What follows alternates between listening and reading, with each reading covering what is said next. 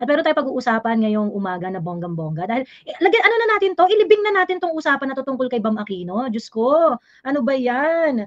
Nakakaloka, nagimbal silang lahat, naistorbo yung kanilang massive disinformation machinery and campaign to actually prop up Bam Aquino. Sa akin yan, sabi ko parang nagamit nyo na nga yan sa eleksyon, nanalo na nga kayo eh. Oras na para magsabi ng totoo, 'di ba? Oras na para magsabi ng totoo. Tapos ang dami-daming hanas ng mainstream media, ng mga fans ni Bam Aquino, and I'm going to tell everything. I'm going to talk about it I'm going to talk all of it. All of the things that matters in this conversation, because this is not just a simple credit grabbing, no? Hindi lang 'to yung simpleng credit grabbing eh, nakakaloka. Ayan.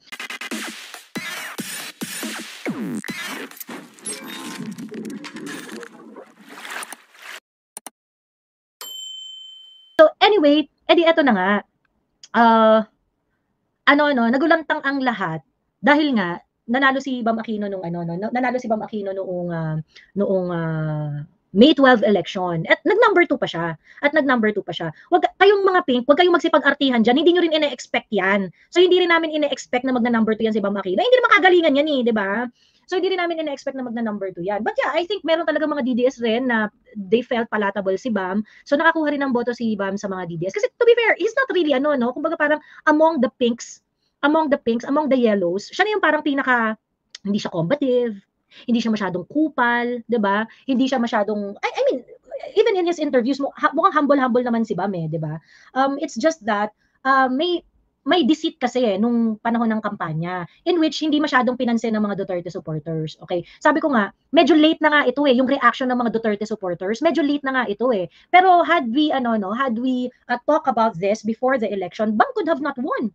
'Di ba? I'm not saying I am not okay Bam winning. I am okay Bam winning. Okay? Pero nanalo na si Bam eh. Nandito na tayo, and all we need to do is to straighten up the conversation with facts. Okay? Ayan. So ngayon, nagamit nyo na. Ano pang sisirain kay Bam? So kayo kung pinagbibintangan nyo kaming mga Duterte supporters na merong disinformation campaign laban kay Bam Aquino, ineme, ganyan. Alam nyo, pag sinabi nyo disinformation campaign, you have to identify first ano yung disinformation. We started talking about facts. Pagkatapos, naaapektuhan at maraming nagigising sa katotohanan na si Bam Aquino naman pala is not crucial nor pivotal dito sa pagpasa ng Free Tertiary Education Act. Feeling ninyo sinisiraan na si Bam. Ito talaga, let me process your feelings. Kinampanya ninyo na si Bam ang dahilan kung bakit nagkaroon ng Free Tertiary Education Act. Kinontra namin with facts. Okay? This is not disinformation. This is information war. Okay? At ang kinontra dito ay hindi yung ang kinontra namin dito ay hindi yung katotohanan, kasi sinasabi nga namin yung totoo eh. Okay? Sinasabi namin yung totoo. Ang kinontra namin dito ay yung feelings ninyo na si Bam Aquino ang hero of free education. Yun ang kinontra namin dito. Ang kinontra namin dito ay ang inyong pagsisinungaling at ang inyong paggapang sa kaisipan ng mga kabataan na kunwari si Bam Aquino ang hero ng Free Tertiary Education Act. So wag kayong magsalsal-salsal na kami yung nagdi-disinform dito. Okay? In fact, okay? Sabi ko nga in fact, actually okay lang yung mga Duterte supporters eh, pagka kiniklaim ni Bam na siya yung principal author. Nagsulong si Bam Aquino ang isa sa mga nagsulong ng Free Education Act dahil siya ay co-sponsor and sponsor and co-author ng panukalang ito. No big deal, no issue. Okay? No issue, no problem. Okay, si Bam Aquino ay advocate education advocate at ipinaglaban niya ang Free Tertiary Education Act. Wala din problema. Go. 'Di ba? But you went above and beyond. Gumawa kayo ng commercial na salamat Bam Aquino, meron na kami free tertiary education. Si Bam Aquino ang father of free tertiary education. Okay? That is when everything went wrong.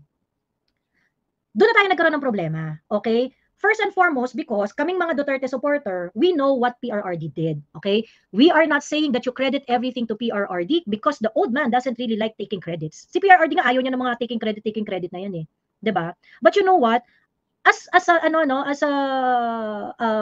a person who wants the Duterte kind of leadership, it is non-negotiable for me na i-dismiss mo yung mga trabaho ni PRRD specifically on this measure and take all the credit without regarding yung ginawa at yung mga yung mga initiative ng gobyerno ni PRRD na malaki ang naiambag, okay? Napakalaki in fact ng naiambag dito sa measure na ito. Okay? Kasi you taking credit, all the credit for the Free Tertiary Education Act is undermining the kind of leadership that PRRD exhibited during that time. The political will that was never matched by your by your tita Cory, okay? By Pinoy, by Bongbong Marcos, okay? So, that is why this is a big deal for us, okay? That is why we want to talk about this. That is why we're not gonna take this sitting down, okay? This is not a petty quarrel. This is not this is, ano ba naman yan? Pwede ba lahat na lang kayo? I-credit na lang kayo lahat-lahat. Actually, sa totoo lang, initially, I am okay with that. I-credit nyo na lang lahat. Diyos ko po, huwag na akinin, i-credit nyo na lang lahat.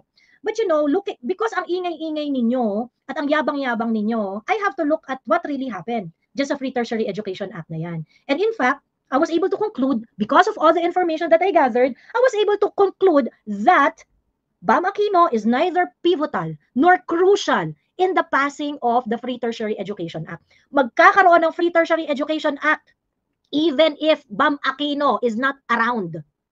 Okay? Isaksak nyo sa kukote nyo yan. And I am going to prove to you why. Okay? Ngayon, sa totoo lang, gusto ko nang kalimutan to eh. Gusto ko nang kalimutan to. Pero sige, move on na tayo to the next topic. Ayan.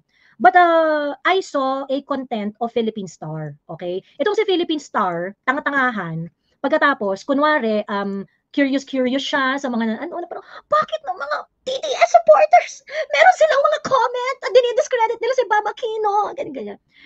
May mga ganong drama na tong Philippine Star. In fact, they have an article about it. May sinabi sa 42 DDS accounts sabay-sabay nag-post, ganyan. And you know what? This is this is also very very I would really like to ask Philippine Star. When you say that there is an influencer operation, what do you really mean? What do you really mean that this is an influencer operation? What are you trying to say, Philippine Star? Lakas nyo makaputang ine. Kaya hindi kami naniniwala sa inyo eh. But anyway, you are wrong. You are wrong. That is why your shitty paper is not getting any respect from the reading public because you yourself are perpetuating misleading information. You're leaving a lot of information out of your explanation. Why? Para magmukhang magaling pa rin si Bam Aquino? Like I said, sabi ko nga, hindi ako galit kay Bam Aquino eh. Bam Aquino is okay. Bam Aquino is okay. Pero dahil ino-oversell nyo si Bam, at in effect, dun sa pagmamalaki nyo kay Bam, ay meron kayong mga nasasagasaang mga tao, nabubisit kami. And to certain extent, pati ako, nabubisit tuloy ako kay Bam. Kasi Bam Aquino should set the record straight eh. You are not the father of Free Tertiary Education Act. You are a participant to that. Okay? And the credit should go to all of the government officials involved in making this possible. Say that, Bam Aquino. Huwag kang sinungaling. You're also thriving dito sa kasinungalingan ng mga followers mo at mga supporters mo eh. And this, Philippine Star, espousing the same narrative kagaya ng mga supporters nyo. PR nyo ba yan, si Philippine Star? PR mo yan, Bam? Who is this guy? Did you pay this guy to lie in front of us? Actually, mga sinabi nitong Philippine Star are not entirely fake, okay? Hindi naman, kumbaga parang, totoo rin naman yung mga sinabi nila dito. Ang kasalanan nila dito is hindi nila kinumpleto ang storya. They left crucial information para magmukhang mabango pa rin si Bam. Para magmukhang si Bam Aquino pa rin ang talagang dahilan kung bakit nagkaroon ng Free Tertiary Education Act. Okay. Well, anyway, let us watch this video because primarily this is the one that I'm going to react on. Okay. Matapos makapasok sa top 5 ng senatorial race sa 2025 elections, kaliwat kanan ang lumalabas na post sa Facebook na tinitira si dating Senador Bam Aquino dahil sa kanyang pag-angkin sa Republic Act 10931 o ang pagbibigay ng libreng tuition sa mga mag-e-enroll sa mga state universities. Mula May 12 hanggang May 14, halos sabay-sabay at pare-pareho ang puntong gustong idiin ng mga mahigit 40 accounts. And this is borderline malicious, This is borderline malicious. So are you saying that this is a concerted effort? Are you saying that we are being paid? Is that what you insinuate? Philippine Star? What are you insinuating here? Okay? Now, hindi ko alam kung bakit takang-taka kayo na ang dami-daming mga Duterte supporters na nagre-react on the free pag-aangkin ni Bam Aquino. Malamang! Because that's what supporters will do. It doesn't mean there is an influencer operation. It doesn't mean na, merong mga bayaran na nangyayari dito. It doesn't mean na merong Pero hindi ko gets, bakit kayo takang-taka? Kayo nga pag sinisindicate nyo ang isang balita Like for example, yung Mary Grace Piatos.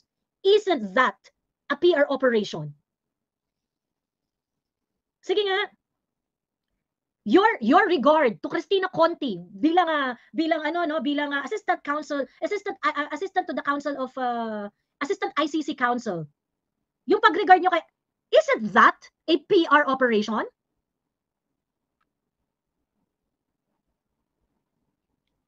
I mean, yung ganitong klaseng mga tirada ng Philippine Star, that is why I do not really want to be part of any conversation na sino mas magaling, mainstream media o mga vloggers, ineme. Because this is not how it's supposed to go, no?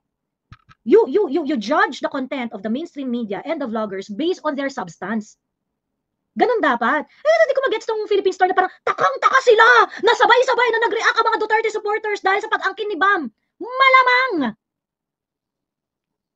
Hindi ko alam kung ba't kayo nagtataka? Malamang kasi yung supporters kami, engot. Diba? What's so difficult about it? To understand, it's not rocket science, Philippine Star. Okay? It's not a rocket science. Diyos ko, tagilan nyo kami.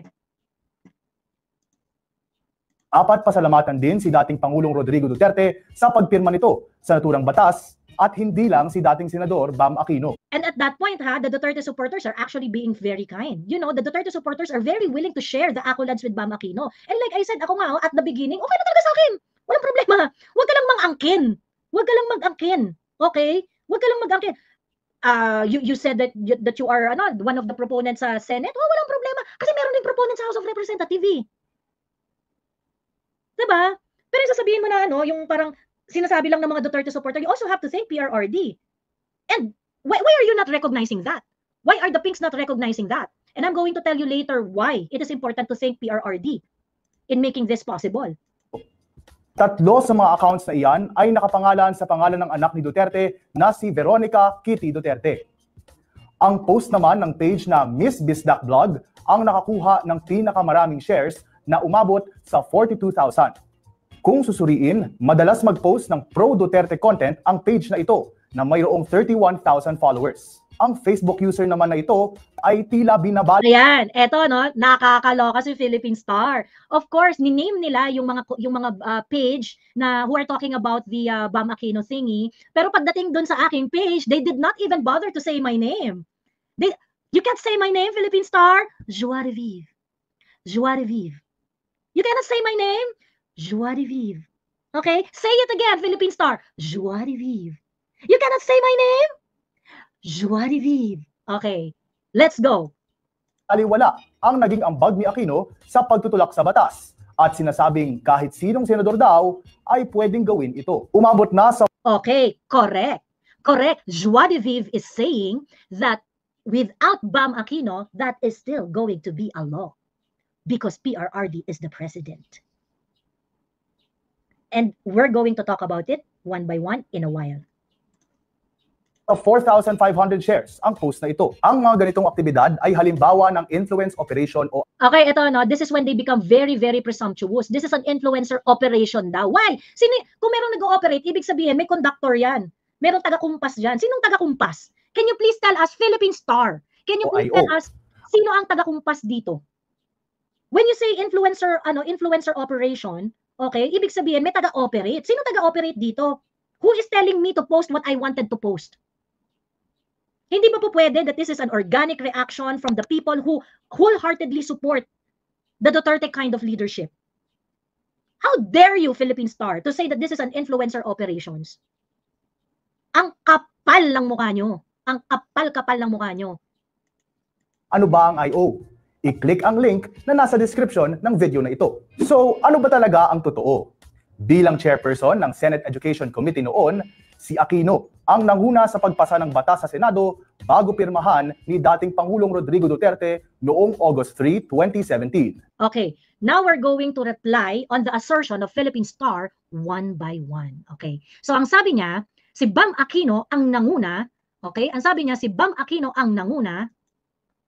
Okay, balikan natin Ayan, si Aquino ang nanguna sa pagpasa ng batas sa Senado. Bago pirmahan ni dating Pangulong Rodrigo Duterte noong August 3, 2017. Okay, Siya din Okay. When you say siya ang nanguna, dapat siya yung pinakauna sa listahan ng mga pangalan doon sa joint submission ng Committee on Education and Committee on Finance pagdating sa plenaryo. Okay? Now, I am going to debunk you, Philippine Star, because per the legislative record of Senate Bill 1308, okay? Yung Senate Bill 1308, okay, this is the bill, okay, this is the bill that turned into RA, the Free Tertiary Education Act, ano ba to? Wait lang, sorry.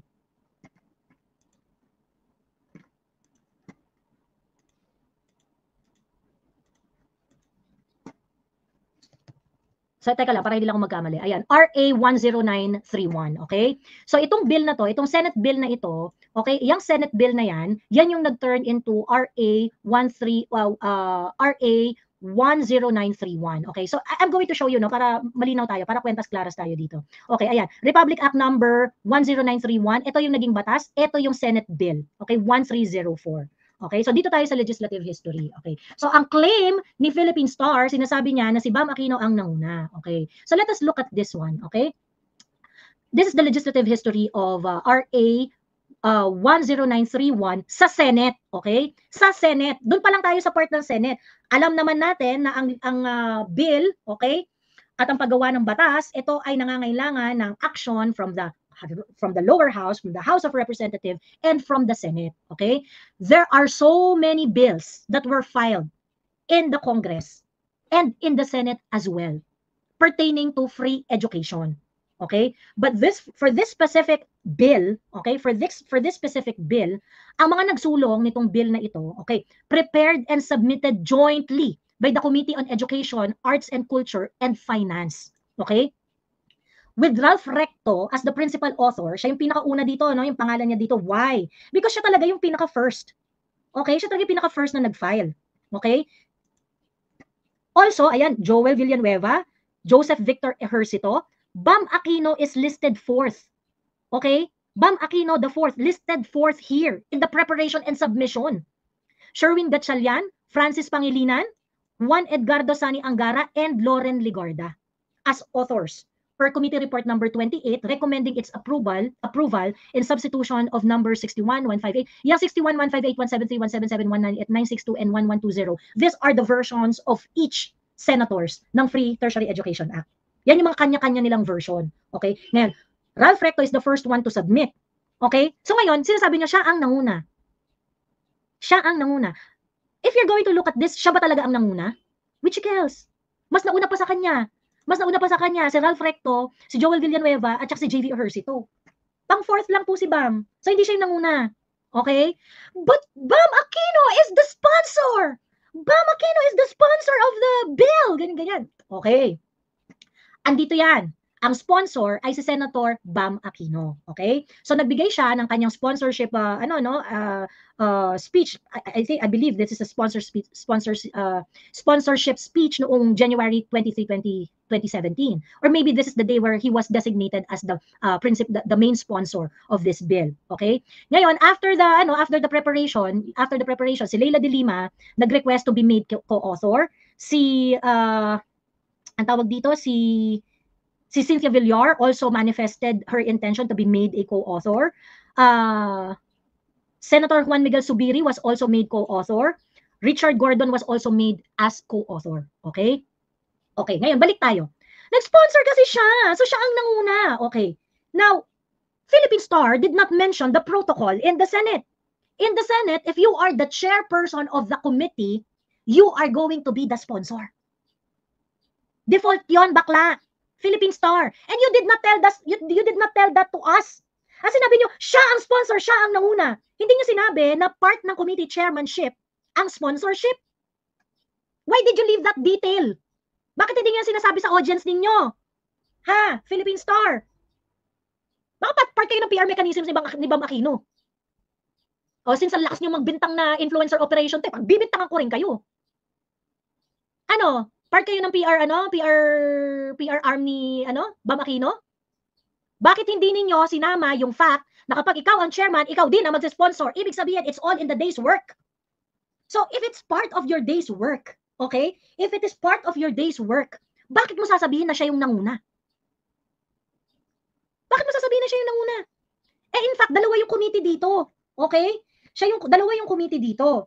Committee on Education and Committee on Finance. Ang principal author ay si Ralph Recto. Actually, pwede rin naman si Ralph Recto ang maging primary sponsor niyan. Wala rin naman problema. Kasi committee chair din siya eh. Ngayon, pagdating sa Committee on Education, Bam Aquino has a co-chair. And the co-chair is Loren Legarda. The co-chair is Loren Legarda. Okay?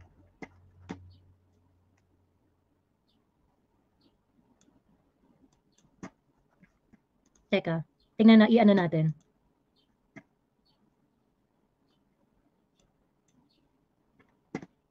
Oh, wait, sorry. So, makita niyo yung ano eh. Ay, natanggal ko, shit. Sorry.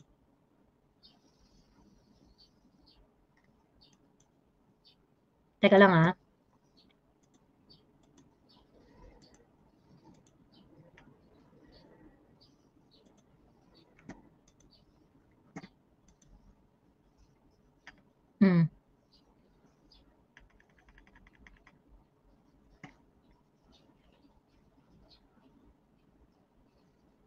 Okay, sorry. I stand corrected, no? Ang chairperson para dito, ang chairperson ng bawat committee ay sa Education, Arts and Culture ay si Bam Aquino at dun sa isang committee, ang chairperson ay si Loren Legarda dun sa Committee on Finance. Okay? Merong mga vice chairperson dito and the vice chairpersons are, pagdating sa Education, si Sunny Angara, si Joel Villanueva. Sa Finance, it's Senwin Gatchalian, si Panfilo Lacson, at saka si Cynthia Villar. Okay? Win Gatchalian is also a vice chair pagdating doon sa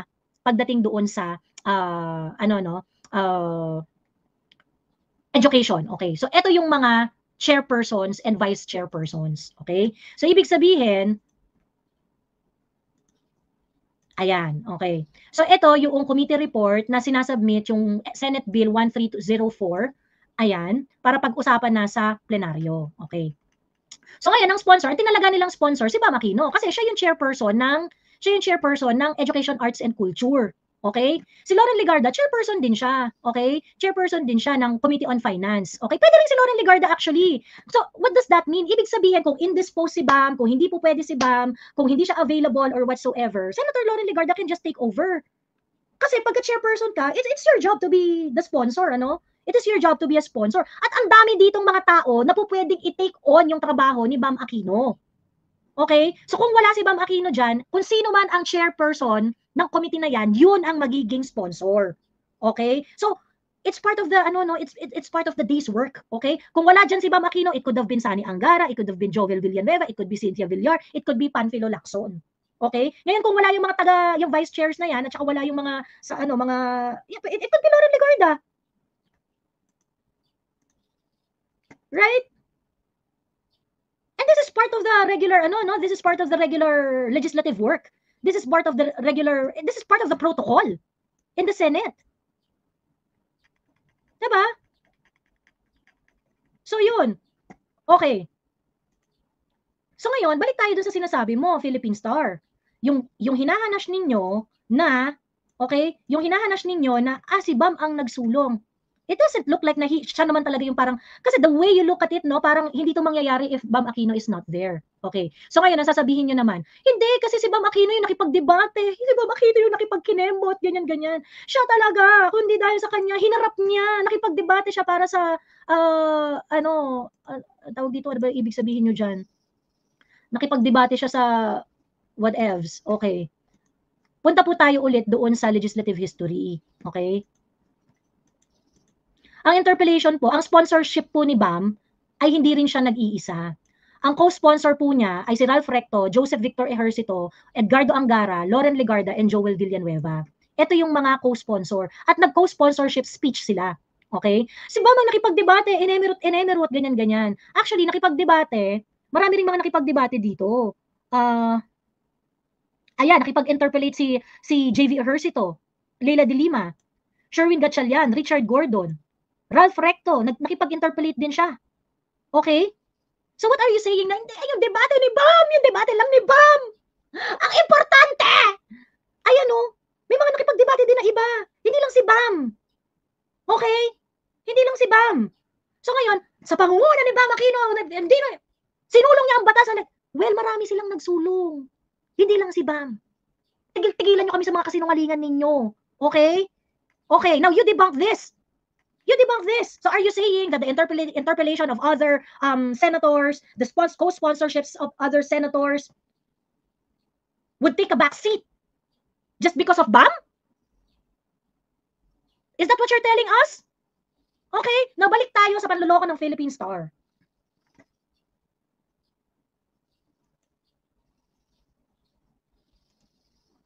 Okay, wait.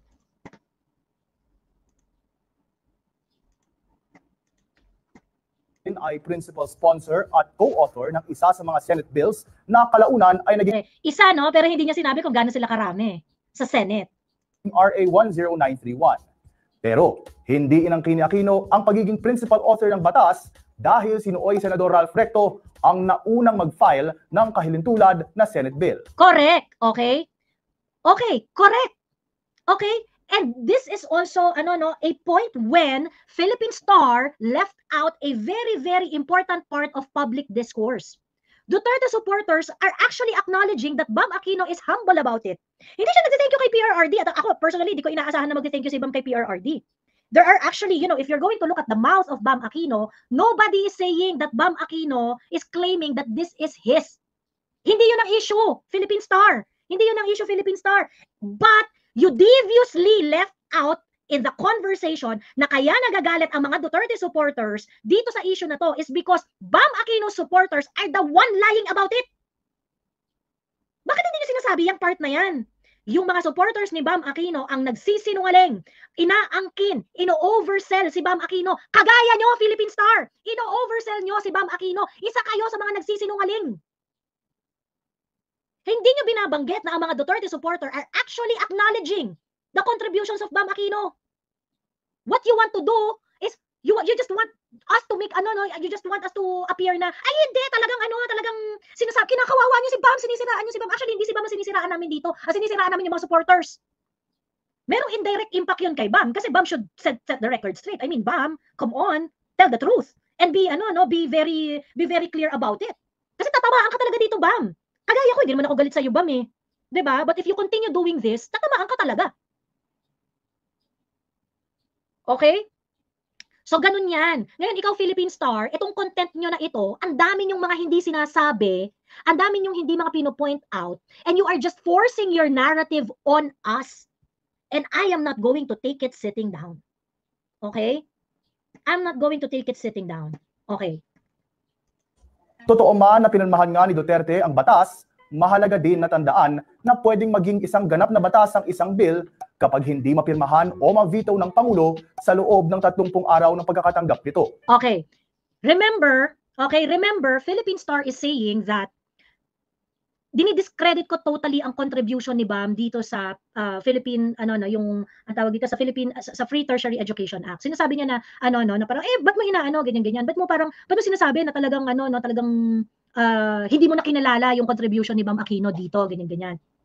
You have to understand that when I said that Bam Aquino's contribution, I recognize Bam Aquino's contribution in Free Tertiary Education Act. What I'm saying is that it is not pivotal nor crucial. What I'm saying is that it could have been written by anyone. What I'm saying is that Bam Aquino is not the front runner here. Okay? What I am saying is that if not for PRRD, this law is not gonna happen.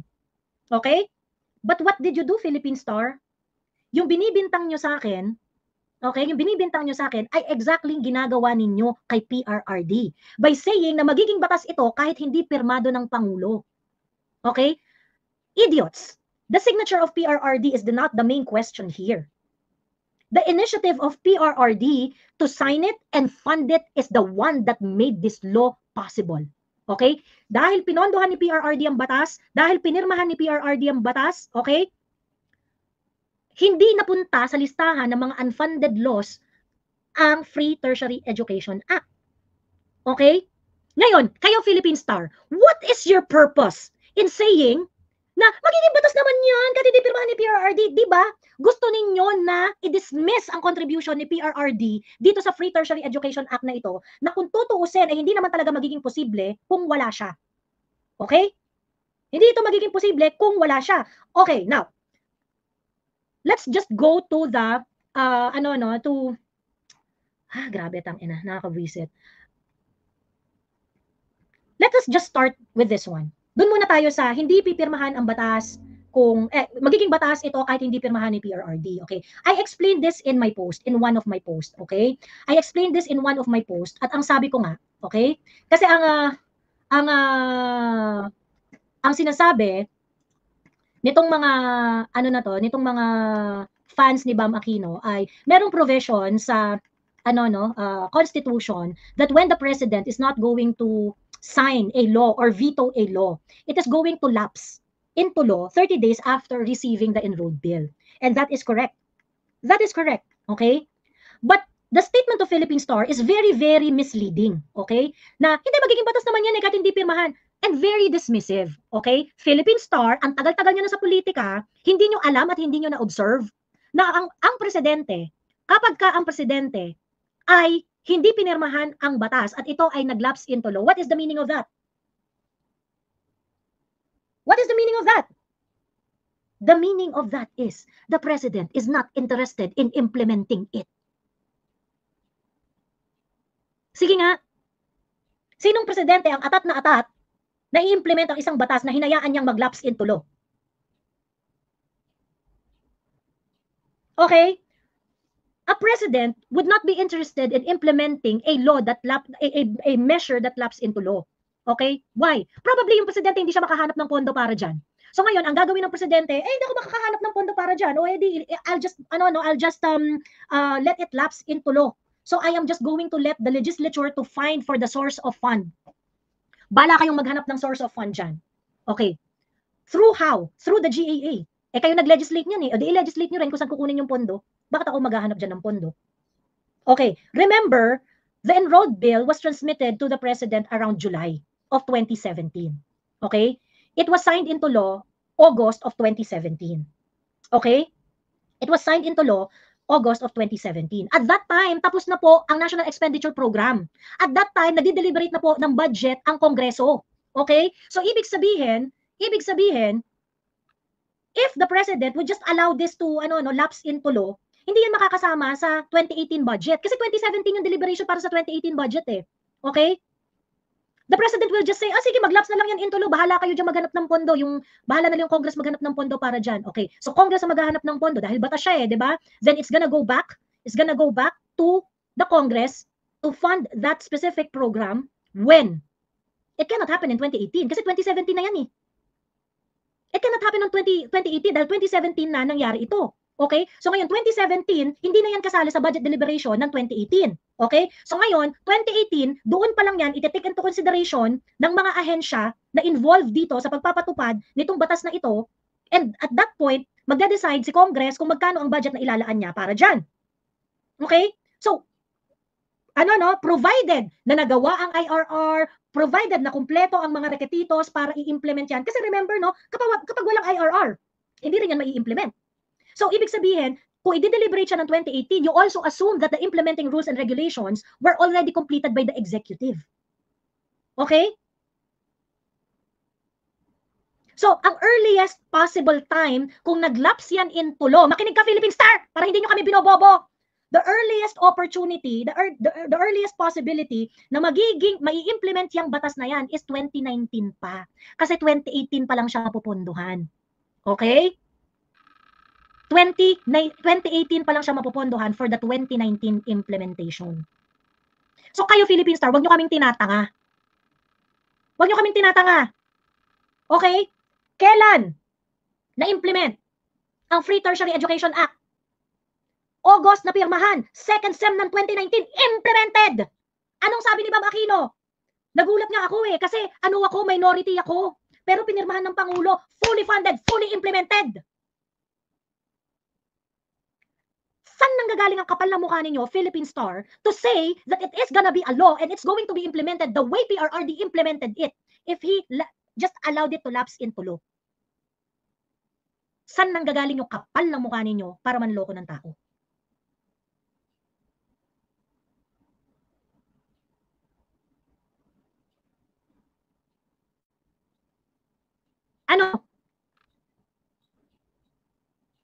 binayaran nyo to si Philippine Star para magsinungaling sa inyo, Bam Aquino, i-fire nyo na to. I-fire nyo na yan. Ako nga, bayad lang ako ng YouTube ads eh. Yan, binayaran nyo for PR? Ang tanga. Ang tanga. I'm so sorry. Pagkatapos later on, sasabihin pa ni Philippine Star, kayo wag maniniwala sa mga social media posts. Sa'yo kami maniniwala! Ulol! Diba? Sa'yo kami maniniwala! Di na. Okay. Now, another thing. You claimed that si Bam Aquino ay advocate ng Free Education Act. Na siya talaga ang nagsulong, siya talaga ang kineme-keme, ganyan-ganyan. Di ba yun yung sinabi ninyo? Okay. Let us go to the website of the 17th Congress, the Senate, okay.